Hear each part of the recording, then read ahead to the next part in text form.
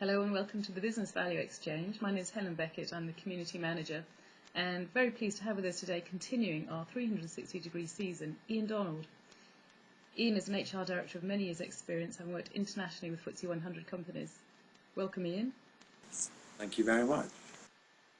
Ian, I know you're going to talk to us today about the invaluable role that an HR Director plays in business, primarily because often when there's a business problem, it turns out there's a people problem. Is that right? Absolutely. I've worked in HR for about 30 years, and businesses very rarely have problems about money, buildings, equipment. 90% of the time it's a people issue, and that's certainly been borne out on the projects I've worked on throughout the decades. If we look just at last year, for example, I got invited in to look at things like compensation and benefits, incentive plans, and so on. And a project I did last year for one company in the oil industry was related to incentive planning. They said, we need somebody to look at our incentive plans and to work out how to make them better, how to get people on board. But when you start to take it apart and you start to analyze and meet people, you suddenly realize, say in that case, that the incentive plans don't incentivize. Because although the board is saying, we are offering the following percentages, bonus in cash, bonus in shares, and so on. What it hadn't done was to say, are we actually paying any of these out? Are they fitting into the work patterns that we have? And the answer is the employees are saying no, but the board, of course, with its own ideas and its own challenges, thought it had. And there was a complete mismatch between the two. So in this situation, there's a basic lack of delivery. But you've also talked in other conversations about a one-way street culture that exists in many corporations today. And this culture can then manifest itself in other ways.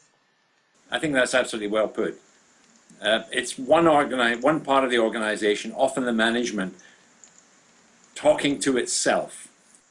Instead of listening to the staff, you don't have to believe everything the staff say, but you do have to take the time and effort to listen to what they're talking about, what they're thinking, and how that affects your own planning at senior level.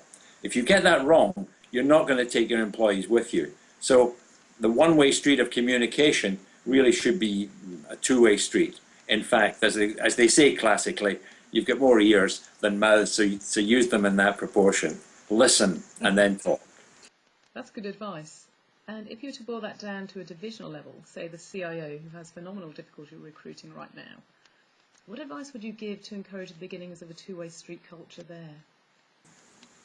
CIOs often have a problem of communication because they see themselves as being technical sometimes rather than business driven. They can talk the techie, but actually by listening to the organization and understanding what it needs, you can produce a far, far better service for the organization. I'm an HR director. I don't work for the employees. I work for the shareholders and the board. The CIO is in exactly the same position. The job is to deliver what the organization needs. And the only way you'll find that out is to go into the organization and take time. 80% of it is planning, and a huge amount of that planning is communication. If you don't do it, you'll end up with a fantastic product, a fantastic IT system, which A, nobody wants, and B, nobody understands. So there we have it. Listen and speak in proportion to your 2 ears and 1 mouth. Quite old-fashioned advice, but still holds good. Thanks very much for joining us today, Ian Donald. Thanks very much for asking. Bye.